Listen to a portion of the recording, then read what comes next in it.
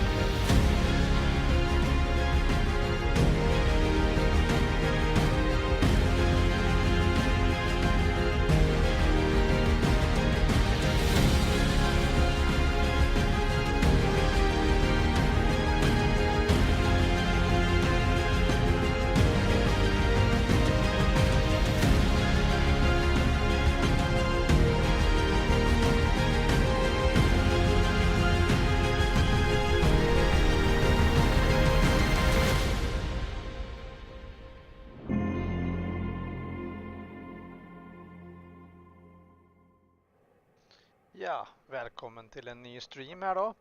Jag heter Joakim. Kör raketstart.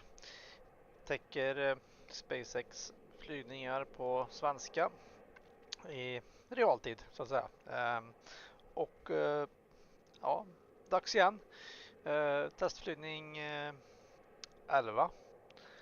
Spännande. Gått bättre den här gången. Det har inte exploderat något skepp på marken den här gången, så det är ju bra. Och det här är ju sista block 2 boostern som de kommer att köra. För det är alltså dags för block 3 efter den här. Så då kommer de riva den startplattan, typ den som de står på idag. Och ja, bygga en ny som är väldigt lika den här startplattan på pad 2 då.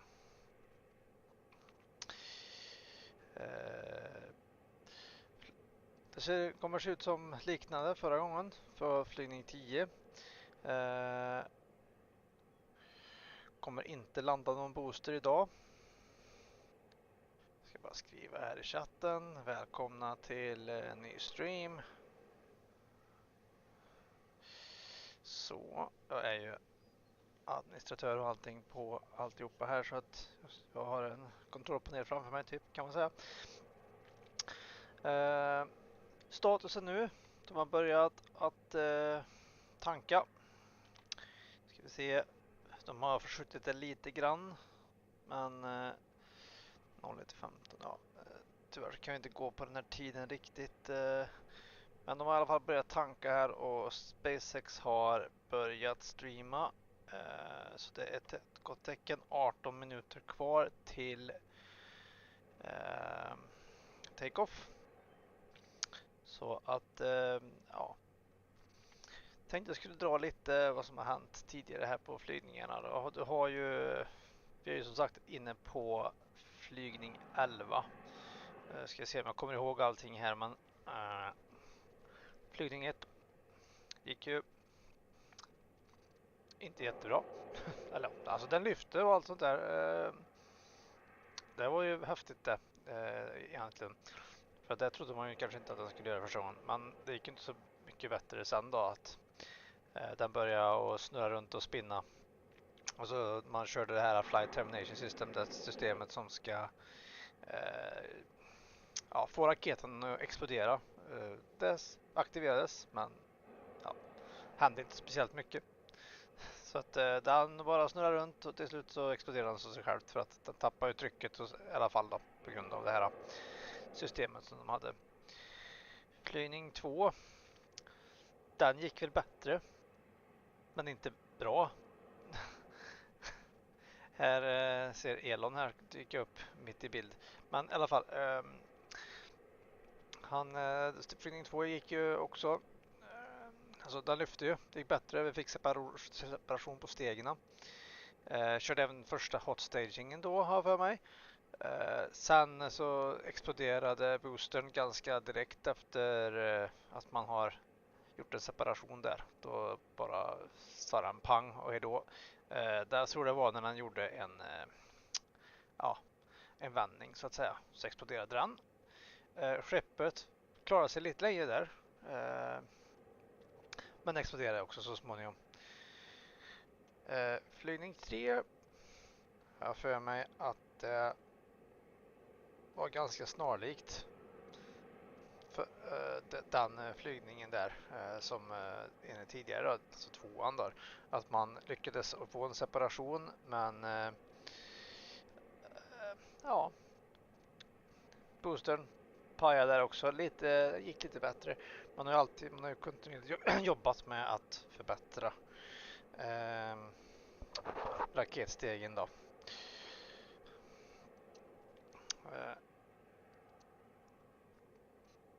Ska se här. Sen har vi 4 då, ska vi se.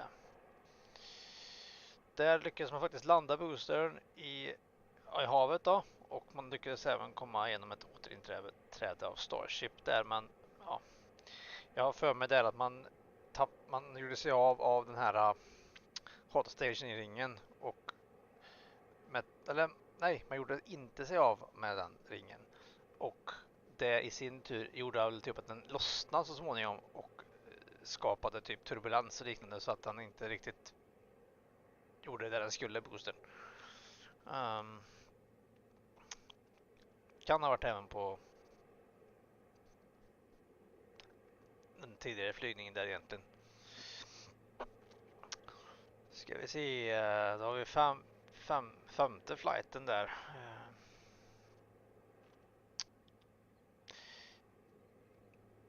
Ja, det var första gången man fångade boostern. Det är även i mitt intro där, som ni ser, eller som ni har sett. Och sen dess har det egentligen varit lyckade uppskjutningar med boostern. Skeppet har ju varit väldigt olycksdrabbat där, så att den har ju inte riktigt fått samma framgång. Och då har vi, jag tror det var 6, 7 och 8.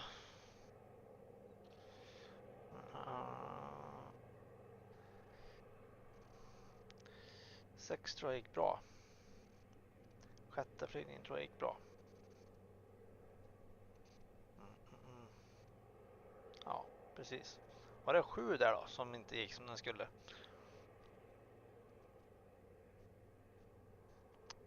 Precis. Starship där gick sönder. Och det blev världens spektakel på himlen där. Så att, och sen har det egentligen varit så ända till flygning 10. Man har inte fångat alla boosters, men man har fångat 3 tror jag. Återanvänt 2. Och nu är det återanvändning av den tredje, om jag inte är helt ute och cyklar. Och idag kommer man som sagt inte heller fånga boostern då, utan man kommer göra tester på den i och med att det är den sista boostern i den här fasen så att säga då. Men vi hoppar in på SpaceX stream här, så kör vi vidare på den. Så kommer vi att flika in emellanåt och så kommer vi följa den här. We got right in the middle there. All right, and then powering it all, Raptor 3 looks radically different, just straight up radical. Tons of major changes. It's coming in higher thrust, dramatic reduction in parts. Tons of control mechanisms moved inside. Our McGregor teams built some additional stands like this one, which essentially is the bottom of a super heavy booster. Lets us do gimbal or steering tests. So that's been really exciting to see. We've also been getting vacuum versions of Raptor 3 into test. The first flight engines are already in production and are about to start acceptance testing for Flight 12. So a lot of exciting changes coming, and we're getting ready to mass produce everything, including one of the really key contributors to that rapid reusability, the heat shield tiles. Let's jump over to Tyler real quick in Hawthorne, who's got a really cool look at what's happening with tiles in Florida. Nice. Thank you, Dan. Indeed, Starship's heat shield is the linchpin to full and rapid reusability. We can't launch, land, refuel, and launch again if we have to spend months refurbishing the heat shield after every launch, like they did in the Space Shuttle program. So, in a future where Starship is flying several times a day, many, many thousands of heat shield tiles will be required. So yeah, we need to get cooking on those tiles, which is exactly what's happening inside the fully automated bakery down at the Cape. In just 3 years, tile production at the bakery has surpassed the total number of tiles produced during the 30 years of the shuttle program. To go from the raw material to a finished tile, it takes about 40 hours. And today, the bakery is producing about 1,000 tiles a day. But it's set up to produce enough tiles for 10 ships per month, which is about 7,000 tiles a day, or a tile off the line every 13 seconds. So yeah, the bakery is well on its way to providing Starship with all the tiles for missions to Mars and beyond. And for today's flight, we've made a modification to the heat shield tiles. Dan, do you mind filling us in on what's being referred to as the Crunchwrap tile? Absolutely. I always love to get to do a little show and tell. So we've got thousands of these heat shield tiles covering Starship. Now they're kind of all next to each other. There's a small gap in between all of them. You got to leave a little bit of space as that metal underneath will expand and contract. That way they don't crunch into each other and start breaking. However, that lets some of that plasma kind of seep through, and we see really high heating on the sides and then down on the metal.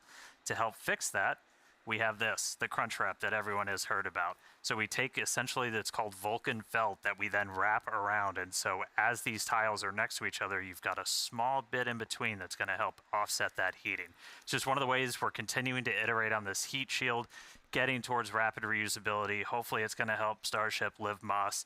You know, everything is just going to get us to that end state of a fully and rapidly reusable vehicle. So pretty much the entire vehicle has those on it today. We've done this on multiple Starships previously, but this time pretty much the whole vehicle has it. So that was special for today. All right, enough heat shield tiles. Let's go quick check-in on the pad. So if you did notice, we did shift our T0 just a little bit. We're now counting down to 6:23 and 41 seconds Central Time. We shifted a little bit as we were working to finish clearing the range. We are monitoring sea and air space, both here over the Gulf and in our splashdown location over on the Indian Ocean. We were working with the FAA, a lot of other international agencies to coordinate all of this. Good news, range is currently green. We're able to get everything out of the way that we are tracking in the Gulf. So weather status, I don't even really need to do, not a cloud in the sky, beautiful day, no probability of violation for launch at this point. We're not currently tracking any issues on the vehicle or the pad. You can see our fill levels are getting up there. We're almost completely done with our propellant loading. We've gone through all of our checkouts so far this morning, aligning our guidance, navigation, and control system, getting the vehicles ready for prop load, the farm. Everything's gone pretty smoothly so far. We got through our go, no go for prop load. That happens at T-minus 1 hour and 15 minutes. We've been loading fuel and locks on board the ship since about 53 minutes before launch. Boosters started just about 10 minutes after that. We continue loading prop until just around 3 minutes before liftoff, and then at that point we'll be ready to go. So bottom line at the moment, we're looking real good. Again, 6:23 and 41 seconds Central Time is our target T0, so we're going to keep counting down. Sounds like great news so far. Thank you, Dan. And we do say it repeatedly because it's important to understand, but these flight tests are all about the data. Data helps us build and fly faster until we're eventually ready to fly people and cargo at scale to Mars. That is our foundational mission and basically just the major inspiration for our work here every day. Yeah, that's exactly right, Amanda. And our first missions to the Red Planet are just down the road, and we recently shared some exciting news. Starship cargo flights to the Martian surface for research, development, and exploratory missions begin in 2030. And we already have our first customer. Yeah, exactly. Starship is open for business, and one of the first payloads will be provided by the Italian Space Agency. They recently signed a first-of-its-kind agreement to carry Italian experiments on the initial Starship missions that deliver customer payloads to Mars. In related news, Starship cargo flights to the surface of the Moon for research, development, and exploratory missions will start in 2028. So a ton of Starship activity to look forward to, and if you'd like to learn more about our mission to making humanity multiplanetary, go ahead and visit spacex.com/Mars. Okay, now as we get closer to launch, development continues down here at Starbase, Texas, to shape this growing city into a truly unique place to live and work. And part of being a city, particularly one surrounded by nature, is environmental stewardship. The nearby Boca Beach dunes have unfortunately been eroding at an alarming rate for some time, so SpaceX is teaming up with Cameron County and the city of Starbase to stop that erosion and hopefully preserve the beach for years to come. Yeah, and as one of its first permanent residents and someone who's actually called Starbase home for over 3 years now, I can tell you the beach totally adds to the uniqueness and awesomeness of living here. Starbase is truly unlike any other place on Earth. You know, where else can you see the world's biggest rocket every single day? Yeah, Starbase is definitely the place to be, and we're always looking for more people to come help build the future of spaceflight. Yeah, particularly engineers, especially for our propulsion and mechanical system teams. You could be working on tests just like these ones, proving out the designs of our next generation Super Heavy booster. Fun fact, we actually tested the booster to 13,400 tons of thrust, which is more than the power of 3.5 Saturn V rockets, which is just crazy. We're also looking for civil and structural engineers to help literally build the future. Whether it's buildings like the Gigabays currently going up at both Starbase and the Cape, each is a massive vertical integration and assembly facility with over 700,000 square feet of workspace. Both sites are currently in progress, actually going vertical as we speak. Or you could be designing the Starship launch sites of the future, There's really no shortage of future to build here. So visit spacex.com/careers to see all of our openings if you're interested. Okay, now as we head into terminal count, all eyes are on the rocket. Dan, how are we looking? Are we green? Amanda, we are so green. Everything's still looking really good. So we've got a green range, not tracking any blockers there to launch. We're continuing to load prop on board the vehicle. We're just about to close out, so we'll close out again just about 3 minutes and 20 seconds before liftoff. We'll close out on ship, and then booster just about 30 seconds later. And then you end up with about 11 million pounds of liquid propellant on board those two stages. After we're fully loaded on the vehicle, the pad itself gets ready for launch. We do what's called pushbacks. We clear all that prop out of the lines in the tower and the feed system back into the tanks to get ready for launch. And then in the next couple of minutes, we're going to do our final GNC guidance, navigation, and control system alignment. We're going to arm the automatic flight safety system, and then we're going to do final kind of wiggle checks on the steering for the engines, which we might be able to catch a quick peek at as we get closer to those.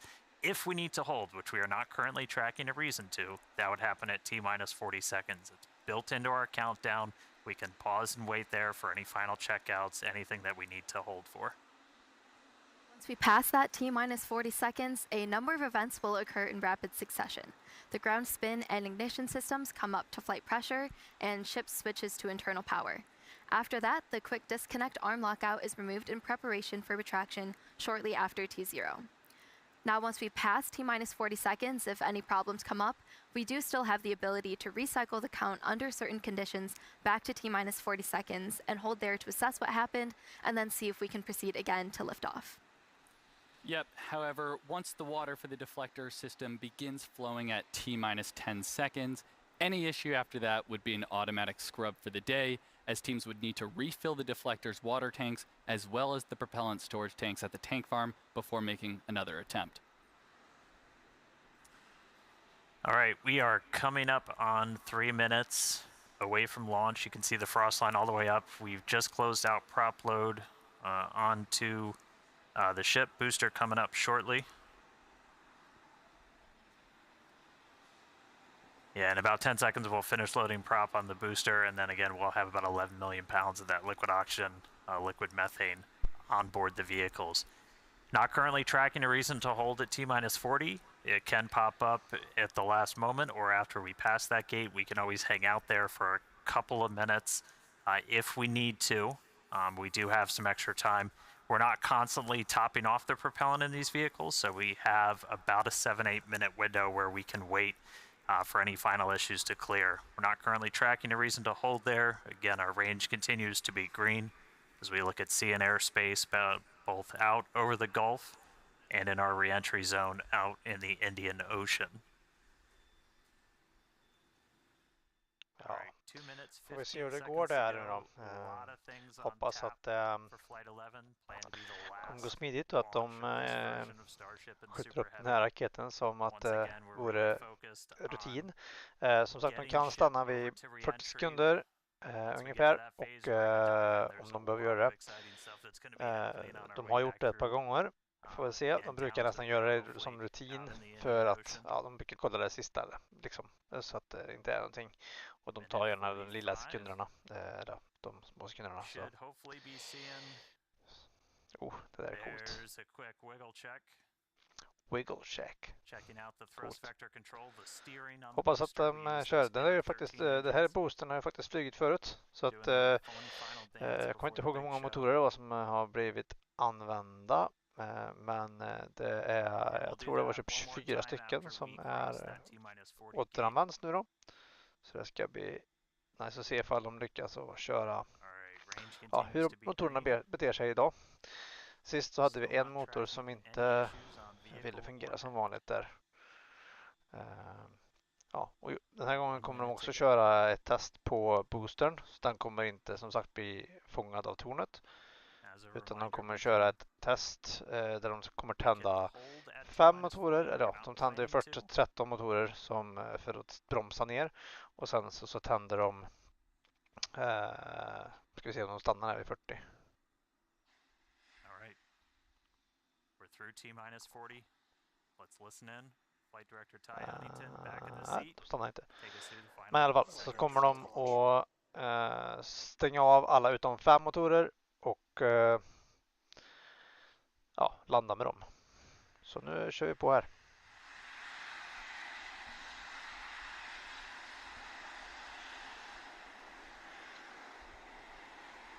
T-minus 10, 9, 8, 7, 6, 5, 4, 3, 2, 1. Det gick bra. Alla motorer igång. Snyggt. We have liftoff. Go Super Heavy. Go Starship. Thanks for all the historic flights, Pad 1. Tack för de har Pad 1 där.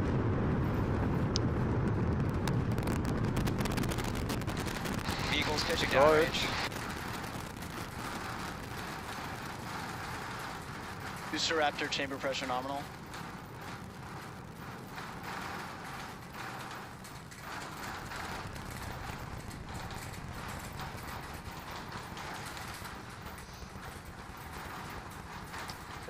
Booster and ship, nominal power and telemetry.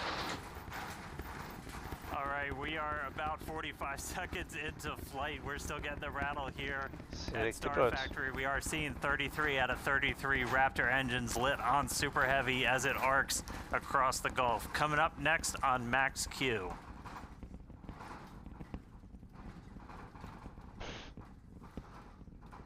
Gud, det lurar mig lite. Bilden såg ut att göra någonting.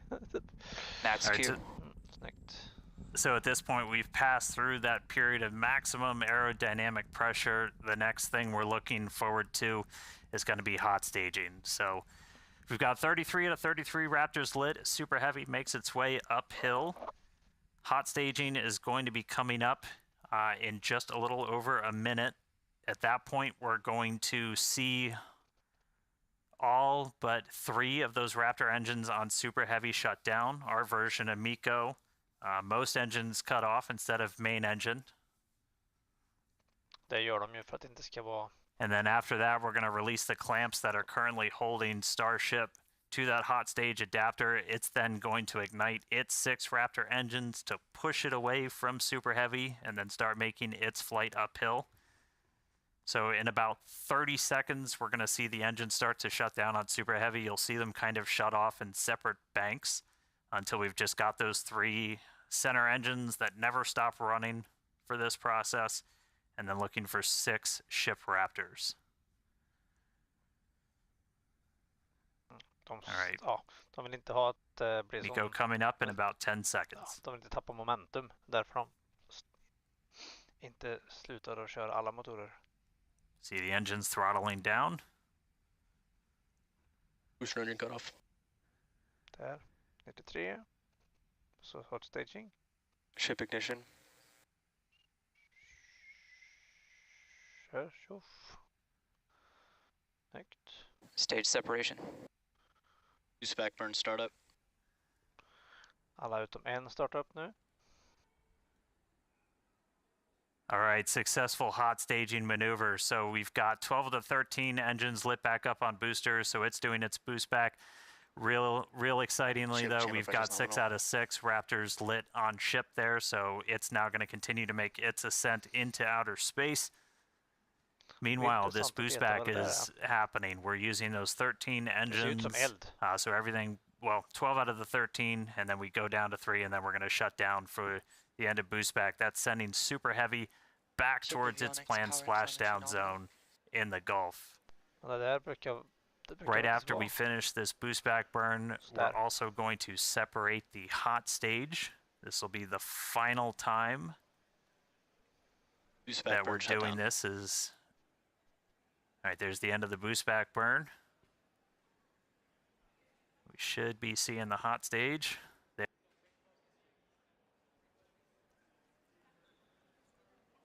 So the hot stage separates, it's going to make its way down, also splash down in the Gulf.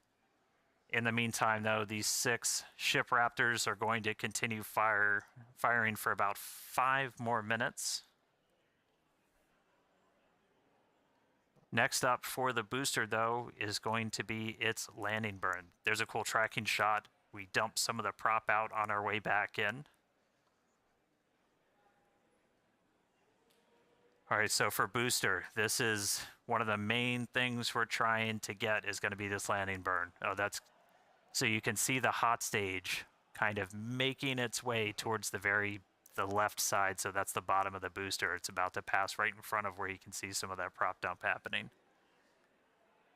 They look like they're close together, but there's a good amount of distance between them, and the hot stage will go down and splash down in the Gulf while the booster comes back for its landing burn. Får se om skeppet klarar sig. Starship is on nominal trajectory. Eller om det är All right. något som inte Looking ska good on our rätta. trajectory, looking good on everything. Jake and Amanda, you guys with me down there? Yeah, definitely. The crowd den där is blåa gathering flamman där over som here du in ser. the office. You can definitely feel Kan the vara energy venting in bara. here. Men Great to ja. see that booster is making its way down to the splashdown zone in the Gulf. Yeah, the shaking down here was absolutely nuts. The windows are still there, still intact. So that was pretty awesome. But yeah, booster's coming down. We're at about 30 Booster kilometers. just About. saved. All right, yeah, and as we approach that landing, just like tower catches, we will be doing a 13-engine landing burn to slow down. This time it will be in a V3 configuration. Okay. And as we're starting to get into the denser part of the atmosphere, the booster is using 4 hypersonic grid fins to guide itself through atmospheric entry towards its landing site. And we're just Ship about chamber 20 pressure is seconds continuing to be away nominal. from landing burn start, where we'll first ignite the center 13 engines, then bring that down to 5 to slow down the booster for landing. And finally, that will come down to 3, and we'll cut all of them off while we're still about 200 meters in Där the har vi air. en So 13 booster is stycken going igång. to see a bit of a... Alla 3 13. Booster landing burn startup. Skeppet 95.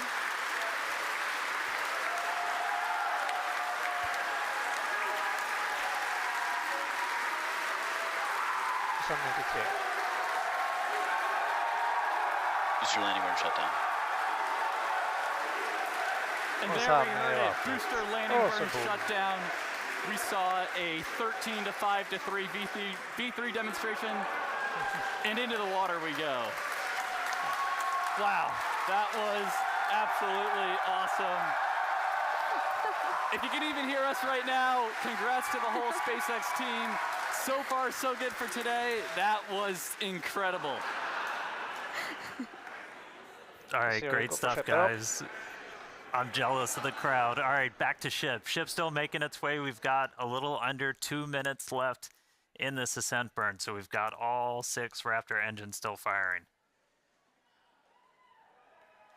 So the next major milestone we're going to be looking for is SECO. That's our second stage engine cutoff. That's should be coming right at about 8 minutes and 58 seconds into flight. So we've got about 1:20 still to go. Really cool to see Booster go through that that landing burn. That was one of our really key demonstrations we wanted to try and do today. Is that's mimicking what we're going to be hopefully doing. Yeah. Oh, we just got our sonic boom, sounds like, from the booster coming back.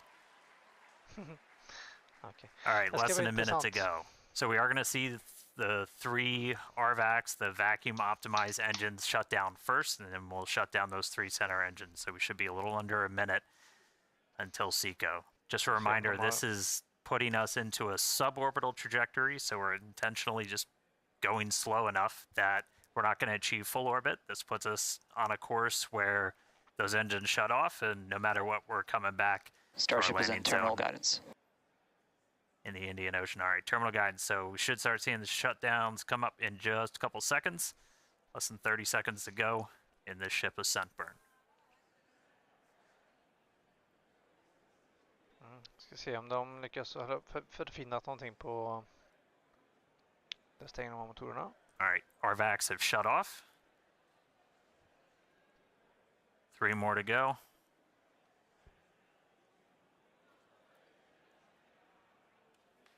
Ship Där engine de. cut off. Det är det.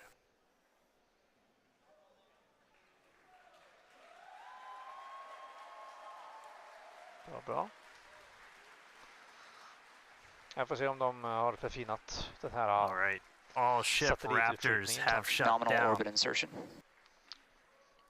You just heard nominal orbital insertion, so we are on the path that we wanted to be.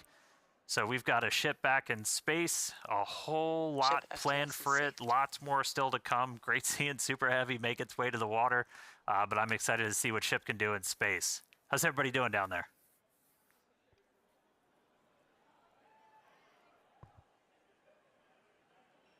En är lossnat. Yeah, if you could hear the crowd behind us this whole time, people are definitely happy with how the day's been panning out so far. Definitely exciting to see Starship safely in space, and super pumped to see all the team's hard work in action here today. Yeah, and we guaranteed it at the start of the show, but it has been an awesome day so fan, far. It's varmt crazy. bak där. All this has happened in just 10 minutes. All the objectives were met on the booster, including that V3 style landing burn. So now all eyes are on the ship as we get ready for our in-space objectives. But we've got a few minutes until that next milestone, so sit tight, enjoy the views, enjoy the space jams. We'll be back at T plus 16 minutes for payload deploy.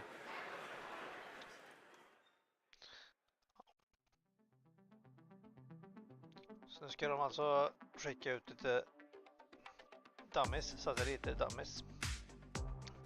Det är ju lite grann där.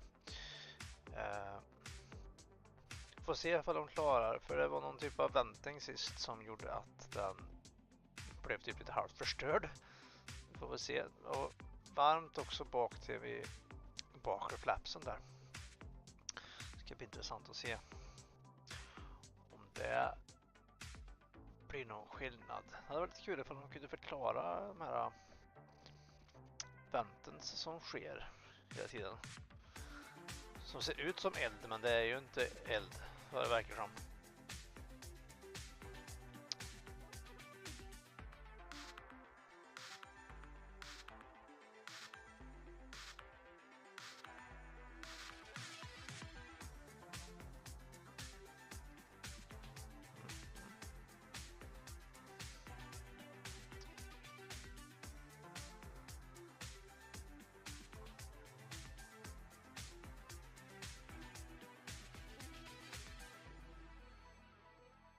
Annars såg det bra ut med landning och allting där. Så att de tänder 5 motorer då när de landar nu, och det är så de ska göra framöver, så att de inte missar en, eller så att inte de går sönder där. För de har lite problem med att vissa inte tänder sig igen där, och då så kör de på 2 backup-motorer då, ifall någon av dem skulle gå sönder eller inte tända sig så att säga. Och så fort som de ser att de går, då släcker de ner de andra 2.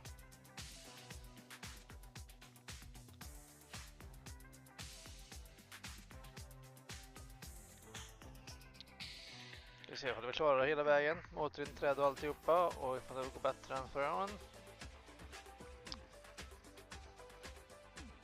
Se om jag ser återinträdet någonstans på boostern.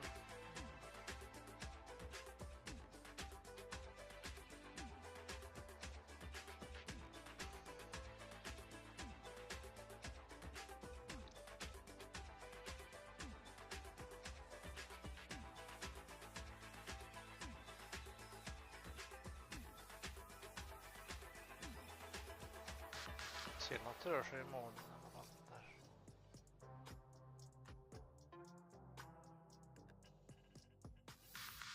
Kolla på någon spaceflight samtidigt här på andra skärmar.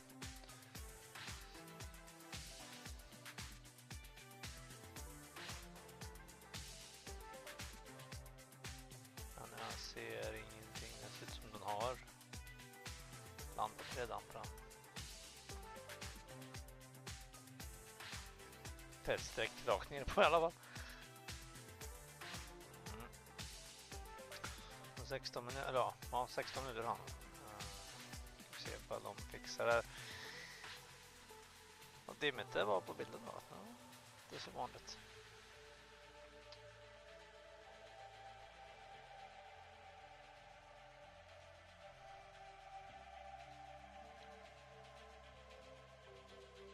Som sagt, sista block 2 boostern och skeppet.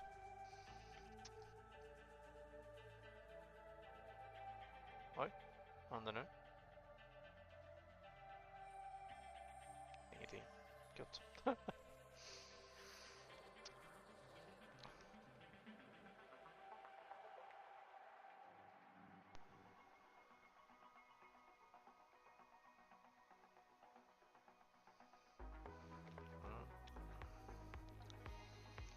Snart dags för att skicka ut lite Starlink-satelliter där då.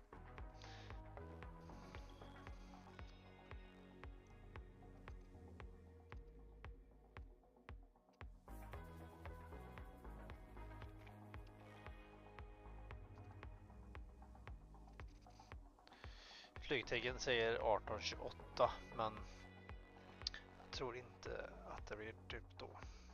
Det är nog lite tidigare som hon sa.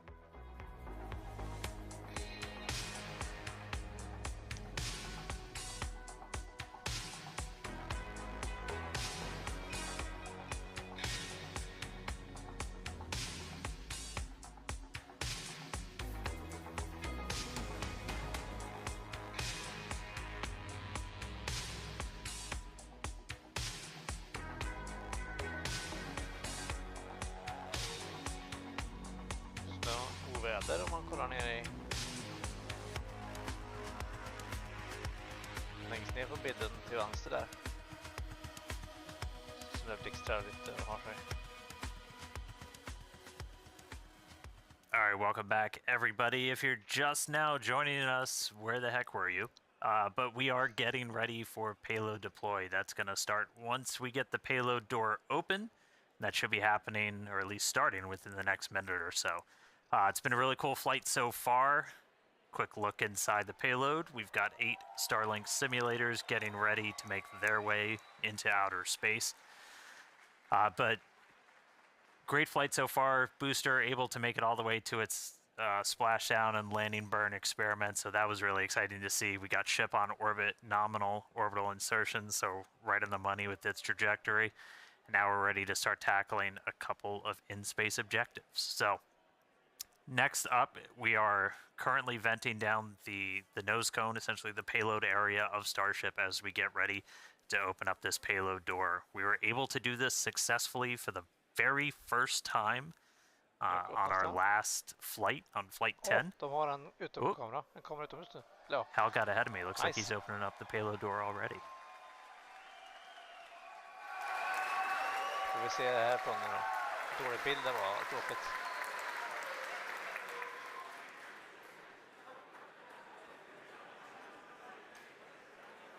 All right, looks like we got the door open. Dörren är öppen. Kör igång. Kör igång. Ut med dem.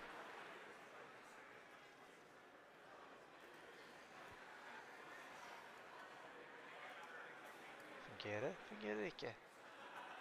All right, so payload door is open. Next up, going to be to start deploying these Starlink simulators.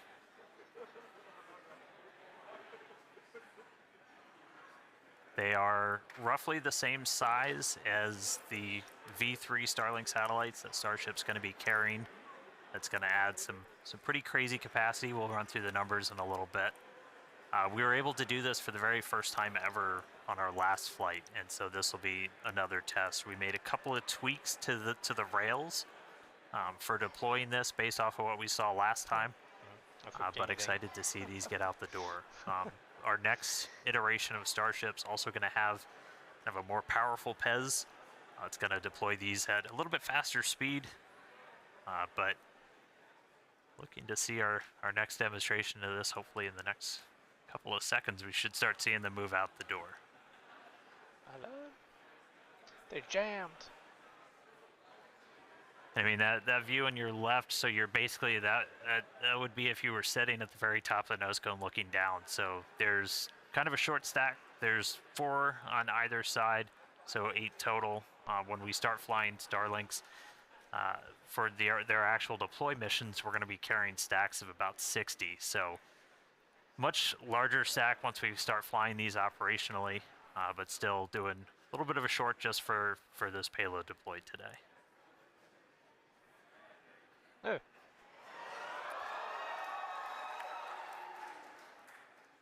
Looks like we got a little bit of movement there, Dan. Coax it out. Get it moving, Jake. There we go. All right, first one going out. Yay.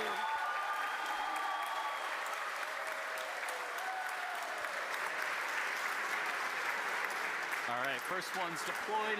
Getting ready for the second one here. We do a little reset back to the center position. Yeah, it takes about a minute for each one.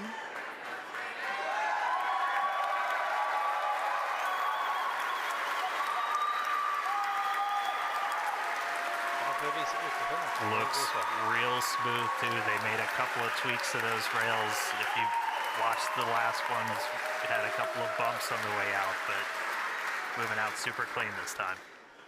Yeah, and as noted earlier in the show, but definitely worth repeating, Starship will deploy Starlink's more advanced V3 satellites, adding 60 terabits per second of capacity to the network per launch. So that's 20 times more than each Falcon 9 launch does today. Just incredible.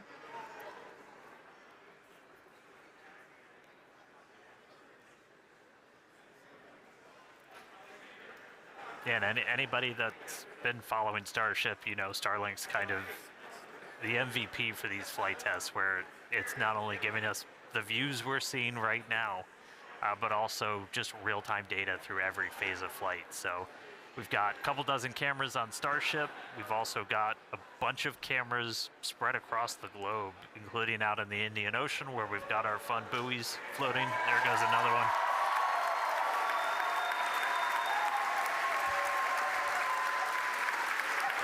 And I mean, we're using Starlink to bring all of this together. It's our drone shots you see here from our great team down here at Starbase, all connected. So Starlink not only giving us cool views off the planet, but also on the planet, help bring everybody along for all these Starship flights.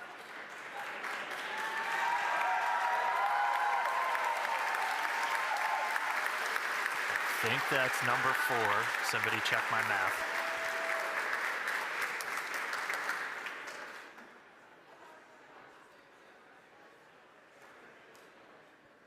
Okay, we've got 4 Starlink terminals on the outside of Starship. He uses that to talk to the constellation. And through that, we actually get about 120 megabits of bandwidth for our downlink. That's our real-time HD video, all of our telemetry. So it's not just kind of giving us these cool views inside, but it's giving all that engineering data in real time, including re-entry, when normally a plasma layer builds up and blocks you out. Starlink, powerful enough of a frequency that we're able to kind of punch through that and still get that live view.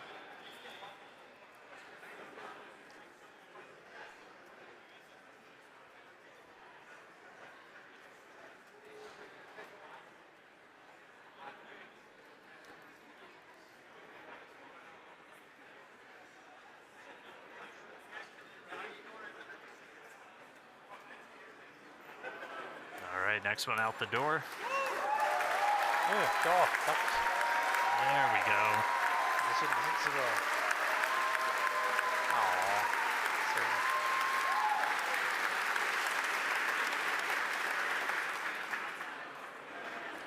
All right, yeah, Starlink is the world's largest satellite constellation operating in low Earth orbit to deliver high-speed, low-latency broadband internet. This provides internet access to people around the world, many of who have never had connectivity before. Oh.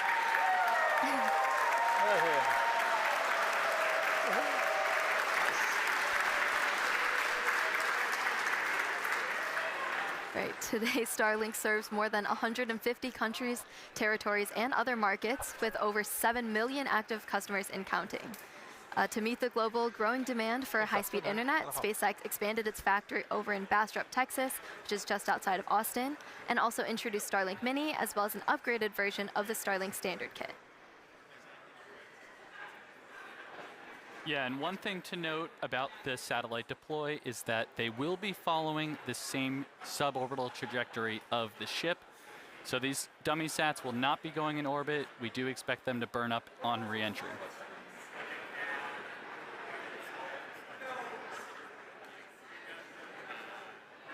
All right, couple more to go. I promise one of these days we'll deploy in daylight. But we're basically trading deploy in the dark so we get those re-entry views for the daytime.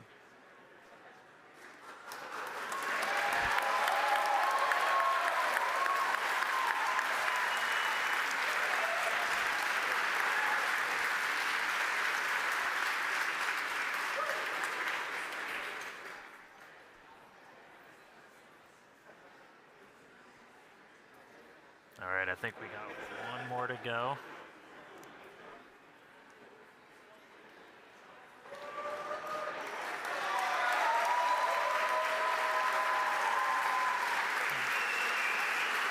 Kul att se att det funkar. Och de fixar riktigt till det. Så mycket bättre ut nu.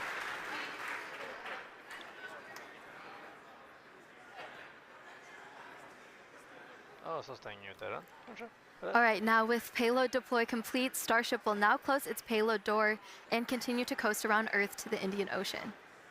We still have a ton of major events to come today, including Raptor Relight at about T plus 37 minutes.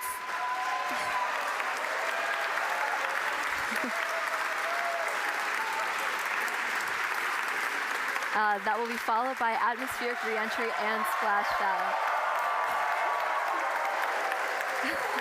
So with that, we're going to go on another quick coast. Yeah, if you can hear us.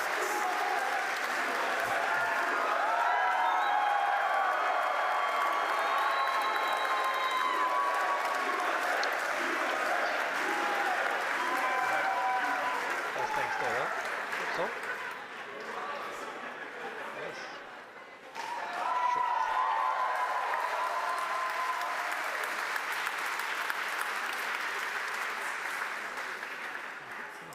All right, with that payload door closed, we're gonna sit tight, enjoy the views, and enjoy the space jams. Again, we'll be back in just a few minutes for Raptor Relight and then head back for reentry.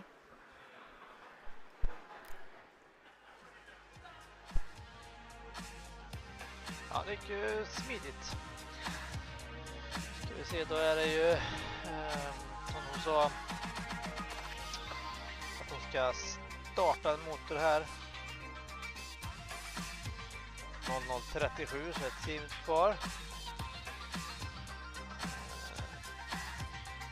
Ska se ifall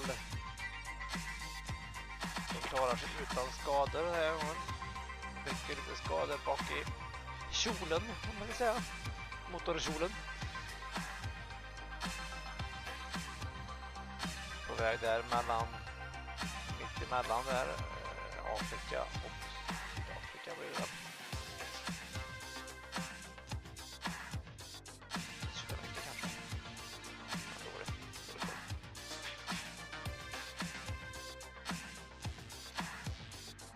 Jag tror inte kolla. Så här dåligt kan jag inte vara.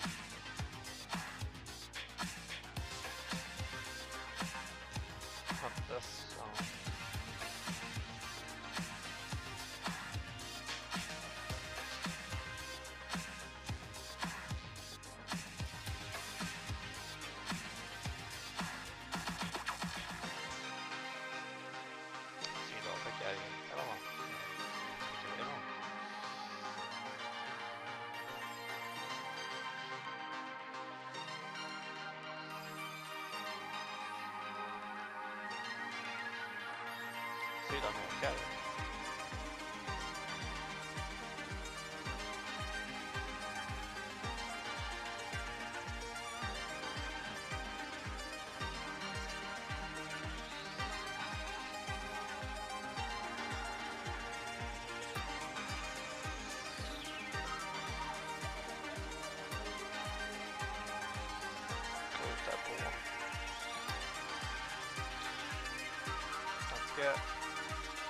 Jag hoppas att de så har återinträde riktigt säkert på det.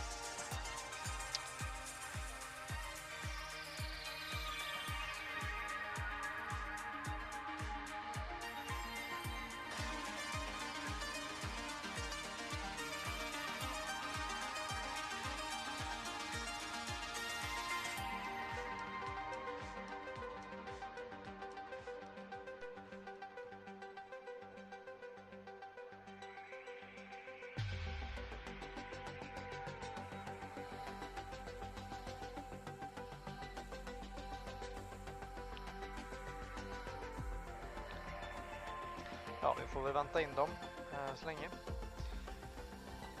Jag tar inte dricka så länge. Flikar in om jag ser något som jag behöver kolla på, eller om det är något som jag ser som väcker reaktion.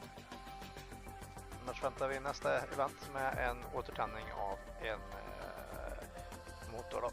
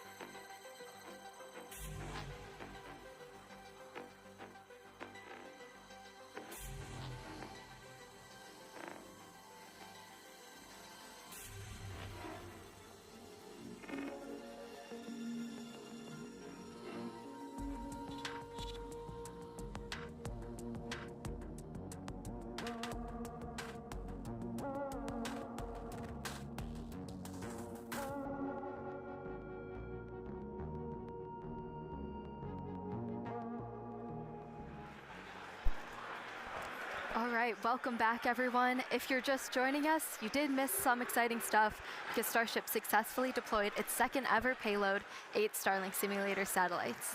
And now we're expecting the relight of a single sea-level Raptor engine in space coming up here just after T plus 37 minutes. So about a minute left to go. Fick vi tillbaks Yep, bränslet igen. just a little while. I think we're tracking to Bränslet. 37 in around Och de 49 pikar bort seconds de or so. andra So we should be motorerna just about a minute and a half. Where, again, as Amanda just said, we're going to relight one of those center engines. This will be the third time that we've tried this.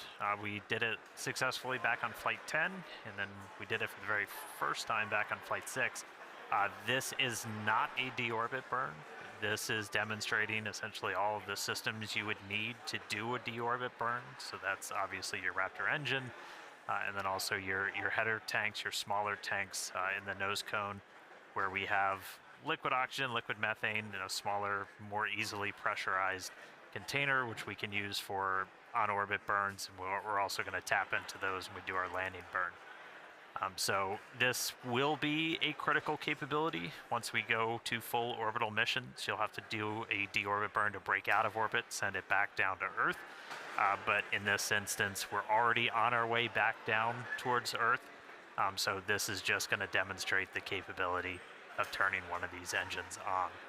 We should be coming up in just about 20 seconds or so, looking for one of those Raptor engines to turn back on. They've been off since we completed that successful ascent burn almost 30 minutes ago. Först åker motorerna iväg. Och sen så kommer den Here we go. att stanna sig. Raptor ignition Där ser de. and shutdown. All right, there was that Raptor relight. Looks like engine 3 full duration. As Dan mentioned, that's a third attempt, and we just did it 3 times in a row. So congrats to the team, the ship Nominal team, second Raptor orbital team. And then there we heard nominal second orbital insertion. All right, so congrats everyone on the milestone. That was awesome to see. We're 3 for 3. We're gonna take another break, and we'll be back for re-entry at about T plus 45 minutes. We'll see you soon.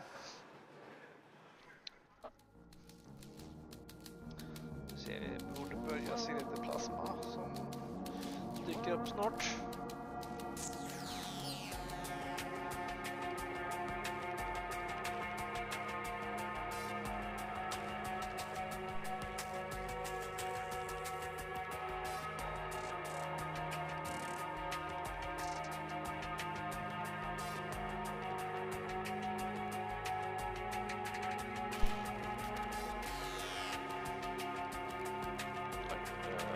Starship is slewing for entry.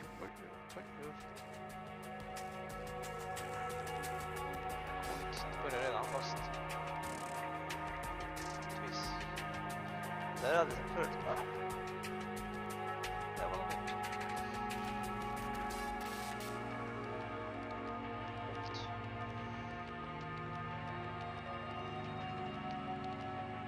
Det är månen som tar in den aning. Såg ut som, eller vad det nu är, det kanske inte finns mån där uppe, men gasar dem kanske. Eller något.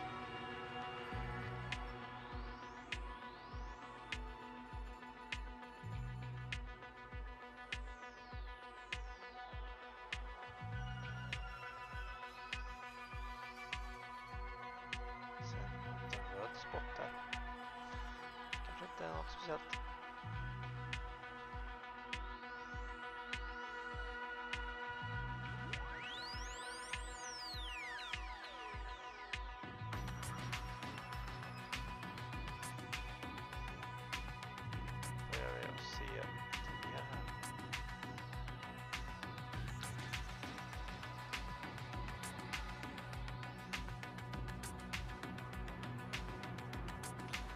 Den ser bra ut, den kommer in i bra vinkel. Det går ju rätt fort då, 26 683 km/h. Det är lite roligt att ha km/h. Det är ovanligt. Tycker jag man ska pröva annars.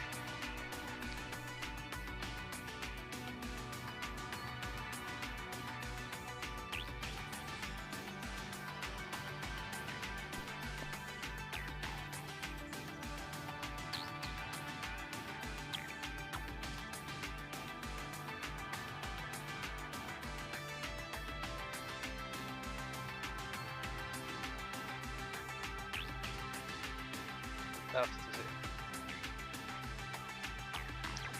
En ljusshow. Var rätt aggressiv vinkel där nu.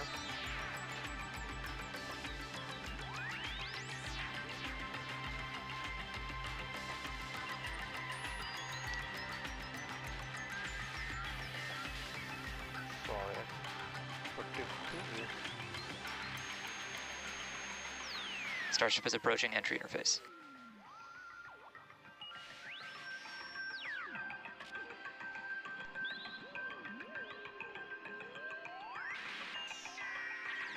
Det är 2 minuter innan tur. Så 45 där. Och så har vi där fram.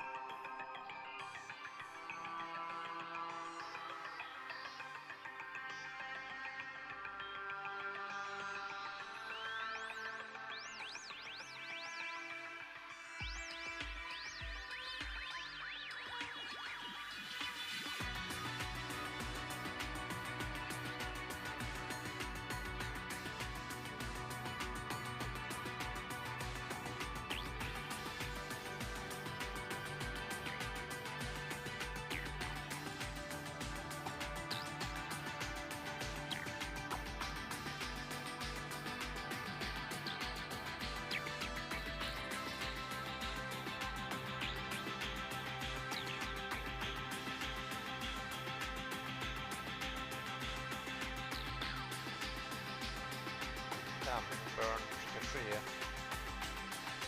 strax efter en timme har gått, så det är alltså 25 minuter kvar ungefär. Test.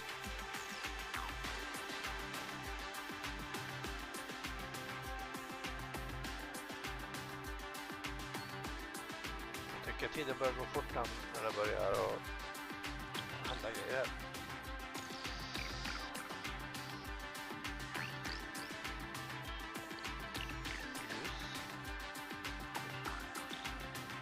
Framre.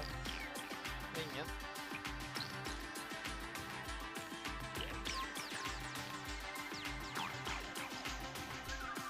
Att de har lyckats att flytta dem lite grann.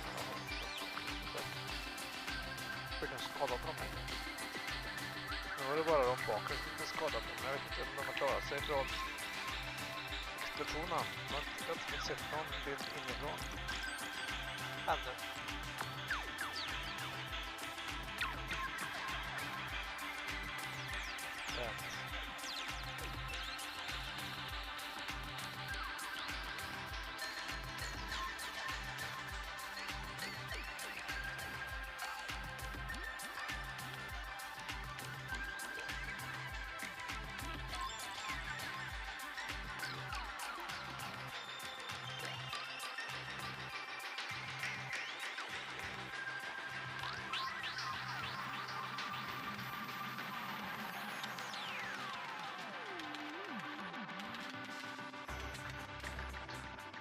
Hur det ser ut innanför kjolen där. Ship is starting entry, good attitude.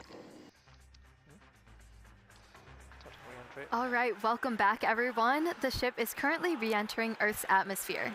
As a reminder, we don't plan to recover the spacecraft today, but rapid and reliable reusability is the ultimate goal. Yeah, the light show has already begun. You can see plasma starting to build on the windward side of the rocket there. And, you know, re-entry is a critical phase of flight, and we need information on how the ship systems perform. Re-entry is also extremely demanding portion of flight because we need the ship to scrub off all of the energy we used to launch the rocket. So remember the 33 engines plus the 6 engines on ship that we used to get up into space, we now are using aerobraking essentially to scrub off all that energy. And of course, Starlink is a big part of this, giving us the views we have right now, and also letting us gather as much data as possible, which again is really the main reason why we do these flights. And the view we have right now is actually a really good example. As we mentioned at the beginning of the broadcast, we have some tiles on the leeward side of the flaps here, and we have some different mechanisms, some stud out, basically to see if these tiles will hang on. And you know, we can see already here, it looks like we kept most of them, but I think I see a couple there that are no longer there. So the thermal team is definitely going to be digging into that and taking that data to help us iterate on V3.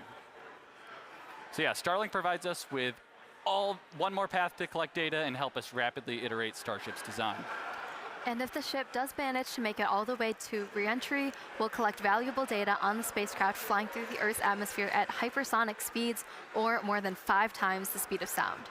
Re-entry is typically a portion of flight where we don't have communications with spacecraft because it's re-entering at or around orbital velocity, which is roughly 8 kilometers per second or 5 miles per second.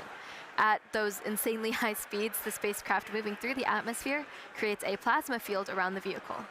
Yeah, and that blanket of plasma distorts communication frequencies, so it's not uncommon to experience brief blackouts in communication. All right, so big picture here, Starship is designed to land on Mars where there are no runways or other humans to help out. So that means we need to do a propulsive landing instead of a more traditional means like parachutes, which is what our Dragon spacecraft uses, or a runway like the Space Shuttle.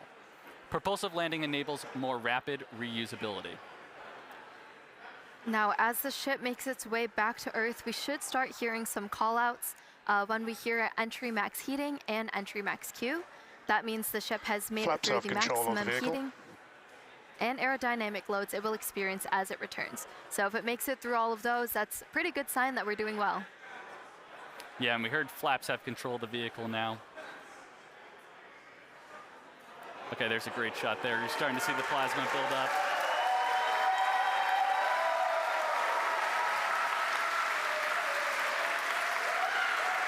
So we will hear a call out when the ship is transonic and then subsonic. Transonic refers to the period of flight where the velocities of airflows surrounding and flowing past the vehicle are concurrently below, at, and above the speed of sound, somewhere in the range of Mach 0.8 to 1.2. All right, a lot of numbers coming up here, but for reference, commercial jets have a range of cruising speeds, but most fly around Mach 0.74 to Mach 0.85, which is 480 to 575 miles per hour, or 770 to 930 kilometers per hour. Right now, we're going a little over 26,000 kilometers per hour. So compare that to the airplane at 930, it's like pretty crazy how fast we're going here. All right, and after we hear the call out that Starship is transonic, we should hear the call out that Starship is subsonic. Subsonic, of course, refers to the speed that is much less than the speed of sound. So at that point, the ship's velocity will be starting to slow down, and we'll be looking a little bit more like some of our suborbital flights from, at this point, almost 5 years ago. Yeah, so re-entry so far is looking pretty good. You can see that plasma field. Also, again, with those missing tile experiments, especially, we're putting the ship through a lot today, but things are looking pretty good so far. Yeah, we're looking good. I do want to remind people that we are pushing ship to the limits. We've done a lot of these missing tile tests. We did it back on Flight 10. Every time we do it, we throw something new and the ship makes it through. This time, we're really pushing it. We've removed these tiles in some of the spots that see the highest level of heating. And we remove tiles that have zero backup protection underneath. So there's essentially just bare steel. It's on the heat of re-entry. And so do not be surprised if this is not a very smooth flight on the way down. But again, this is intentional. We are trying to find what are the limits for a ship. How resilient are we to these different issues that could pop up? If we lose a tile anywhere in the vehicle, we want to know what that ultimate impact is going to be. So we've got a couple missing. We had a bunch pulled over the primary fuel, the LOX tanks, everything. This one, we've got a tile missing right on top. So that's going to see some of the highest temperatures during this re-entry, and there's just bare steel right underneath it. So we're going to see if Starship's robust enough to pull through that. Also have some tiles missing around the aft flaps, specifically on the leading edge. So again, we're getting a really good look right at the leading edge. That's getting really intense heating. So again, gonna see if it can make it through. See if all the flaps hold on, see if Starship holds together. But definitely could be a bumpy ride, but This is why we're flying. This is why we're flying in this part of the world. This is why we're putting Starship through these flight tests to really understand what its limits are, so we can then move on to the next thing, which is going to be bringing ships back to the launch site for a catch. But for now, still on this suborbital, the light show continuing. Keep following it in. I think we got about 15 minutes until splashdown. Alltså, Yeah, som Dan, det it brinner looks, som you can see bara. our speed our speed indicator in the bottom left there. It looks like we're starting to scrub off velocity a little bit quicker. Ship is entering the peak heating phase of flight.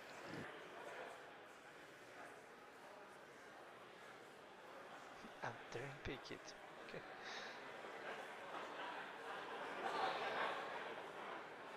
Jag går undan det.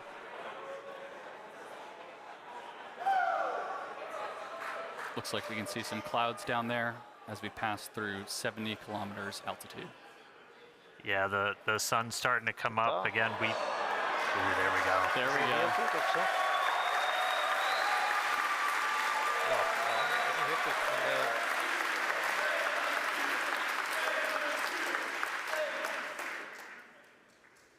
Skirt is intact so far this time. If you watched Flight 10, you saw we entered with a little bit missing.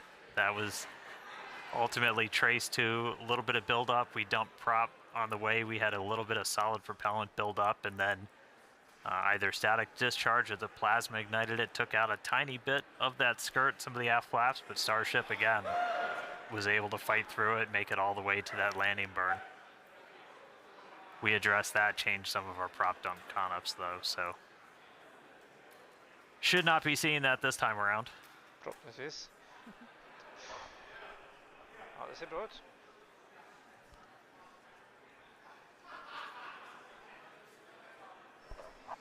And as a reminder, we're, in addition to these missing tile tests, we're doing kind of a unique flight on the way in. It's going to do what we call a banking maneuver. So while we're still going supersonic and even hypersonic, we're doing kind of a banking turn.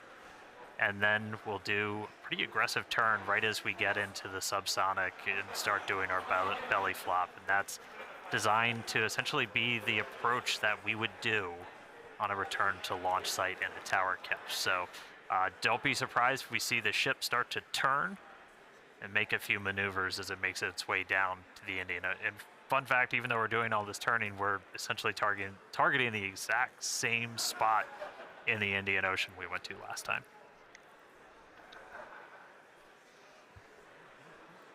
Det har ju varit varmt här, det ser man ju. Eller, nu ser man inte så mycket alls, men...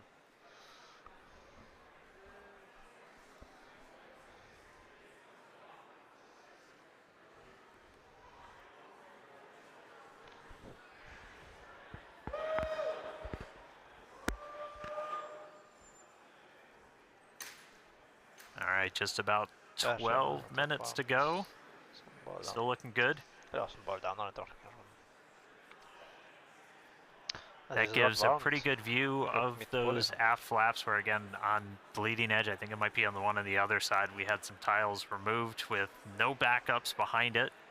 So again, we're really trying to stress some of the most sensitive areas around Starships, where basically if you lose a tile, it's the worst possible spot. And if we're able to make it through this, then that tells us quite a bit about just how resilient this vehicle is.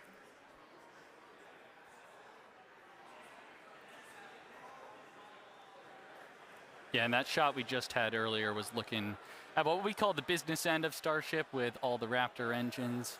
And those are the engines that we're going to be expecting to light for that flip and landing burn, hopefully in about 10 minutes once we get through reentry. Yeah, there we go.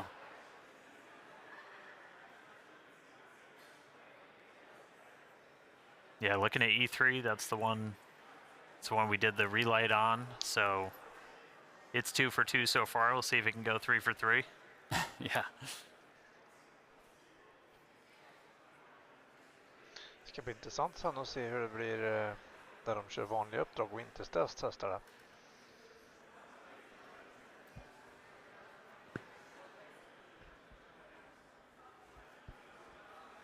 All right, we can see that speed just continue to bleed off under 20,000 kilometers an hour.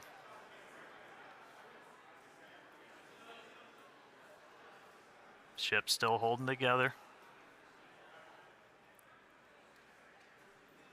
Yeah, and if you look in the bottom right, looks like we've made it all the way to the Indian Ocean. We're coming up kind of near Australia, the west side of Australia there. So pretty crazy. We're only 56 minutes in, and we've made it all the way, you know, halfway around the world.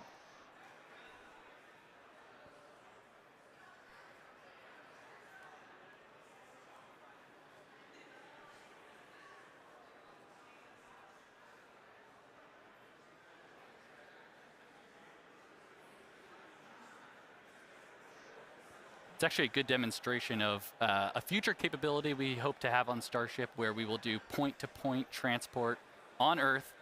So essentially travel anywhere in the world in about an hour or so, which is, you know, going to be pretty crazy. Imagine going from New York to Sydney in 1 hour instead of the, you know, 20 hours it takes currently. Ja, jag har inte alla som har råd med det dock. Att åka med Starship runt jorden. Det har varit coolt att göra, men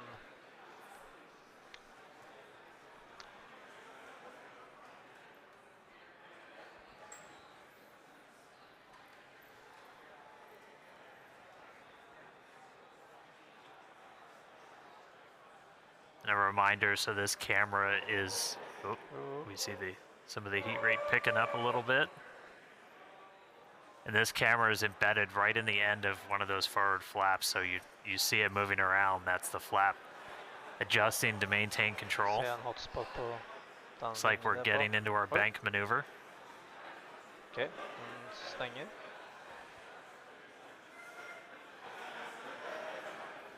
Now power sliding through the atmosphere. External temperatures are coming down.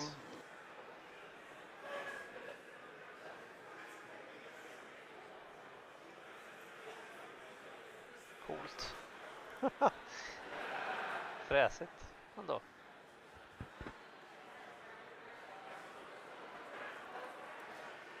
Vehicle is now at maximum dynamic pressure. Rättar den upp sig. Ja. Ser ut som. All right, that was basically our reverse max Q, so most aerodynamic stress that it's going to see during reentry, we just passed through it. So we're past that, we're past peak heating. Ship still holding together. So we're currently in this bank maneuver. We're gonna see it kind of roll over and do a pretty significant shift as we get down closer to the subsonic speeds.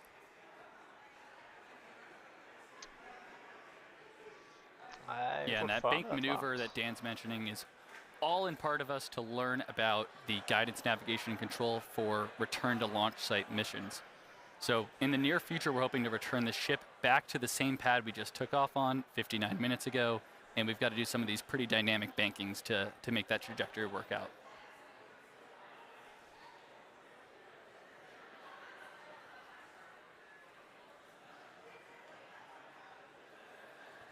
All right, the light show kind of calming down as we're starting to move into the lower parts of the atmosphere. We should hit transonic, so hitting that transition between moving faster than the speed of sound and below the speed of sound in just about 3.5 minutes. Our landing burn should happen right around an hour and 6 minutes after launch, so we should be just about 6 minutes away from that. You can see lots of daylight. Everybody cross your fingers, see if our range team was able to get out there and provide any surprise views as Starship makes its way down. Oh, it's like they heard me.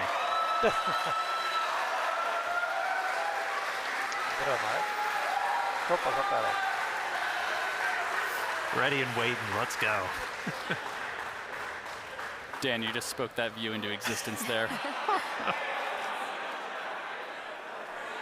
And again, all brought to us by Starlink. Maneuver has started. All right, there we go. So we're now starting into our really heavy bank maneuver.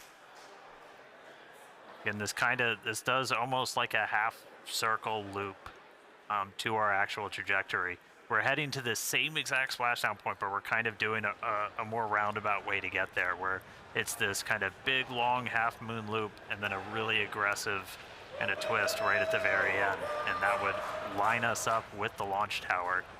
Starship, on a return to launch site, would fly over the tower, do a quick landing burn flip, and then come down for catching the arms. Coolt, det ska vi se redan.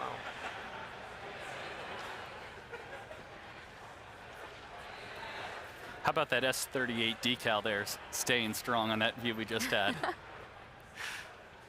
Good to see the numbers back on. Yeah. All right, should be hitting transonic in about 2.5 minutes. Landing flip coming up in about 4.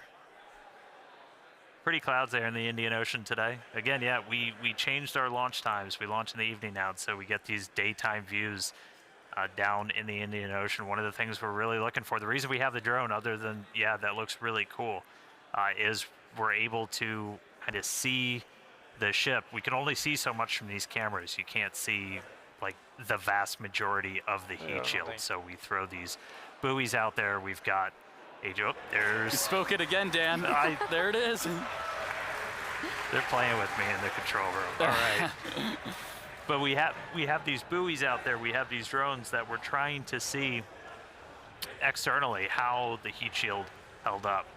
Everybody saw from Flight 10, it had a little bit of a paint job, a little bit of a reddish hue. That was from those metallic tiles that we had tested, kind of oxidizing really rapidly in that plasma and then spreading those little oxide particles all over the heat shield. No metal tiles on this flight, so not expecting to see that. Dynamic pressure is coming down.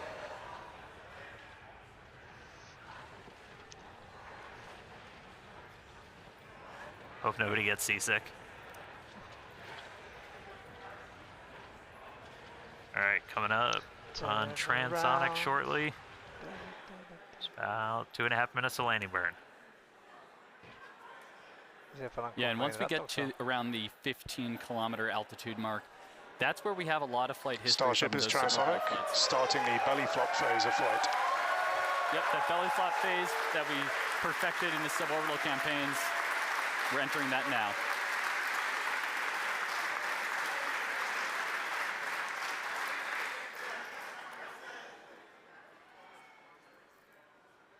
Lite sned. Ja, kanske är fixat. Right, starting to get those Raptors ready. Should be 2 minutes away from landing burn. Again, we're going to do a flip. After we ignite those engines, we'll go from 3 down to 2 for the final phase of the landing burn and look for another soft splashdown, hopefully by our buoy and drone, which are hanging out, ready and waiting for a ship.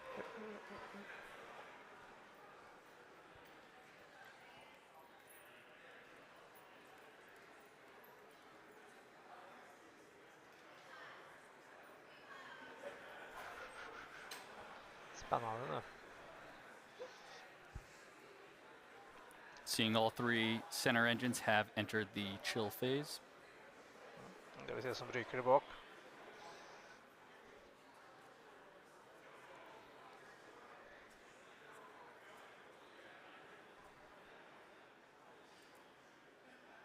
Oj. All right, less than a minute to go. The ship is making its turn for final approach.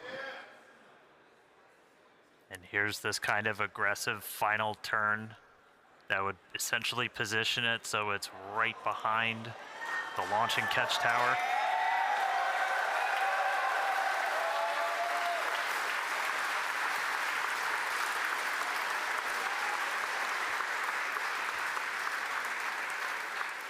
Flaps holding strong. Landing burn in just under 20 seconds. 1,27 kilometer upp. 1 kilometer upp. Se om vi ser det här då. Ship landing startup.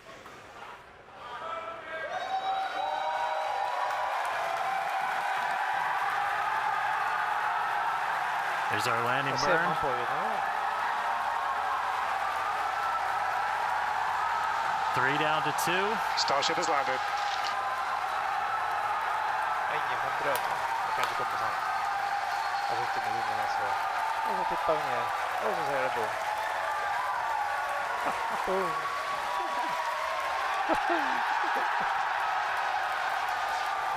As we said, we're not planning on recovering the ship today. Hey, welcome back to Earth, Starship. We are down in the Indian Ocean. Let him hear at Starbase. What a day. What a flight.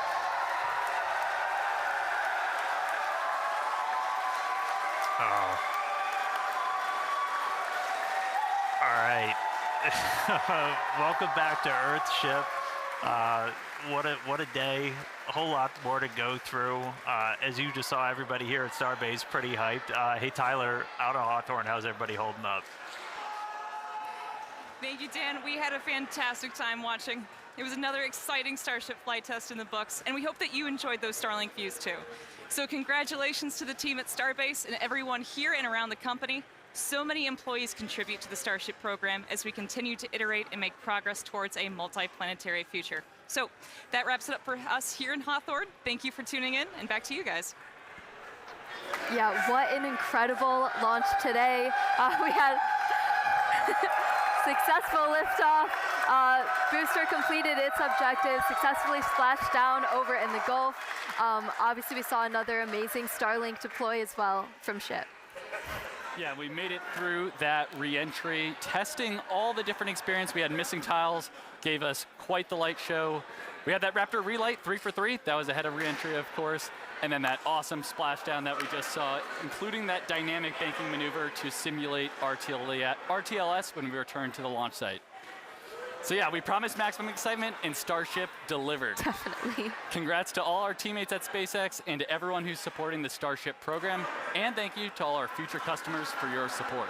We'd also like to thank the fine people of Cameron County, including the residents of its newest city, Starbase, as well as the Coast Guard, the Federal Aviation Administration, the Government of Mexico, and the Australian Space Agency. Yeah, be sure to follow SpaceX on X for updates and about more of the exciting views we didn't get to feature on today's broadcast. And if you're interested in more launch coverage just like this, head over to spacex.com/launches for the most up-to-date information. All right, I will take us out. Hey, congrats, Jake and Amanda. You guys did amazing. Great job. All right, today we launched the world's biggest rocket, knocked out all of our objectives. Shout outs to every single person who made this look easy. Thank you to everybody tuning in. We're going to see you back here for the very first flight of our next generation Starship. So we'll see you then. Good night.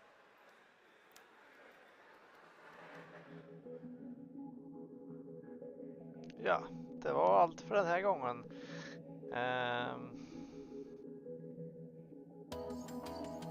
Ja, det gick ju bra. Jag har väl inte någonting egentligen att analysera. Allt såg bra ut den här gången.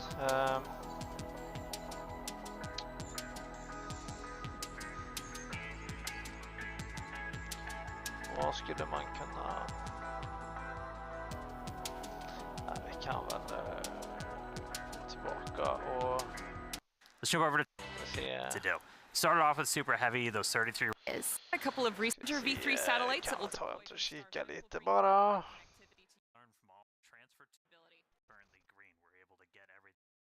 Ska vi se.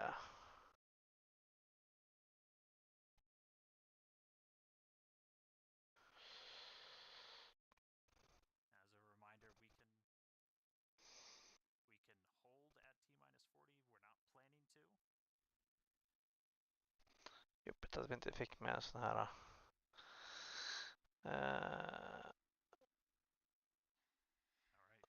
bar. Men vad hände? Där, tillbaka. Mm.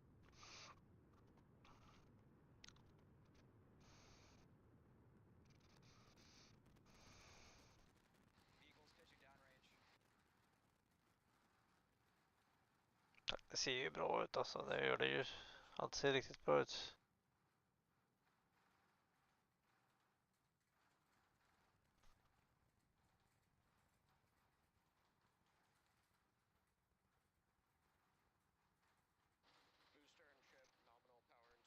Nu fick jag välja den där.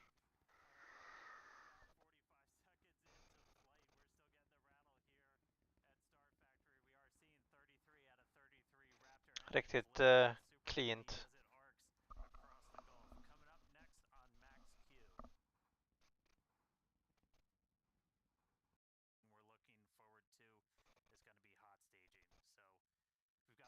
Allt såg bra ut här. Alltså jag har ingenting att anmärka på idag. Det är ju bra.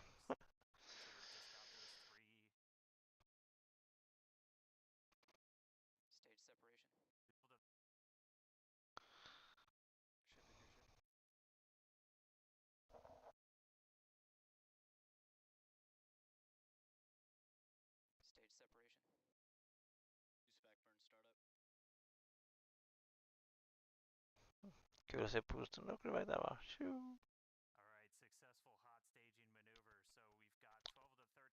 Eller inte boostern och skeppet. Den här tänker jag på. Det är ju väntning är ju, men det ser ut som att det brinner också. Så att ja. Man nämner ingenting om det, så att det behöver inte vara något problem då, kan jag tycka.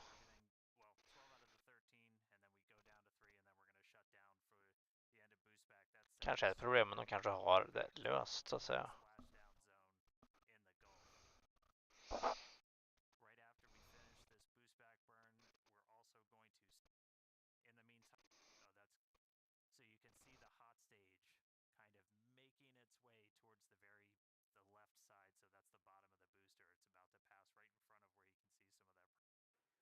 Så det var sista gången de använde hot staging ring.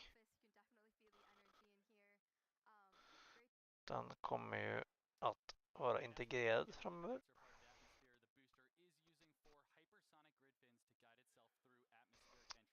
Nästa booster kommer bara ha 3 grid fins också.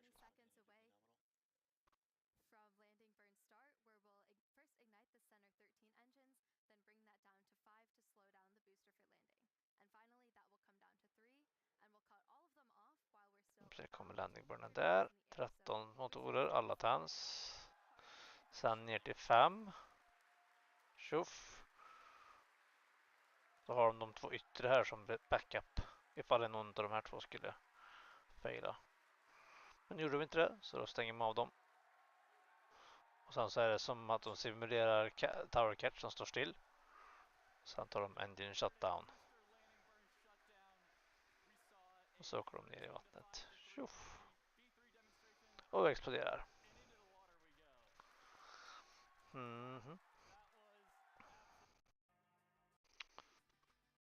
Skeppet och... Nej, jag har ingenting att... Jag ska se, jag hade såg ut som det var lite genombränning där.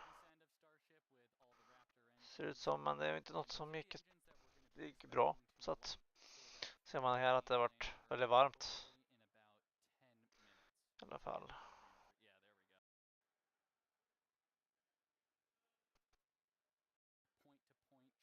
Så det är lite mer genombränning där, ser ut som. Jag vet inte om det är så, men det är också, ser varmt här nere också. Vet du vad? Det ser inte ut att vara någon fara dock, men glöder gör det ju, men det gör ju tilesen när de blir varma.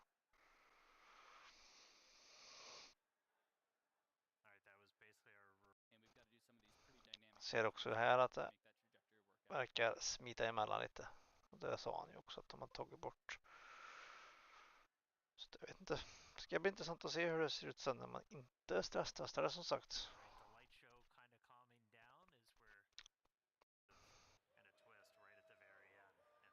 Får nog se drönarfilmen här kommande vecka, tänker jag. Eller den här veckan. Kommer säkert i övermorgon och sånt där. Eller imorgon kanske också.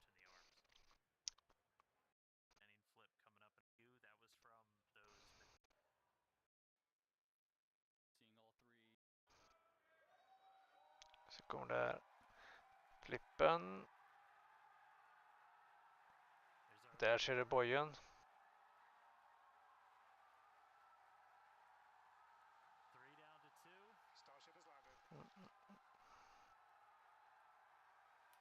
Sen brukar den alltid som sagt sprängas när den landar här.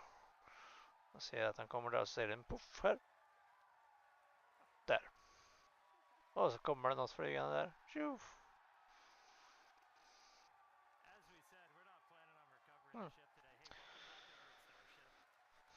Ja, men det var allt för idag det.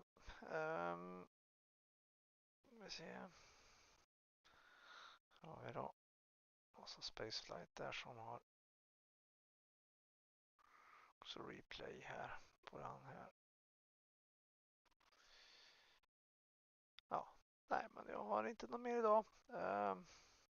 Nu kommer det ta till nästa flygning. Jag tror ju Q1 2026 någonstans. De har en startplatta att göra om och göra klart.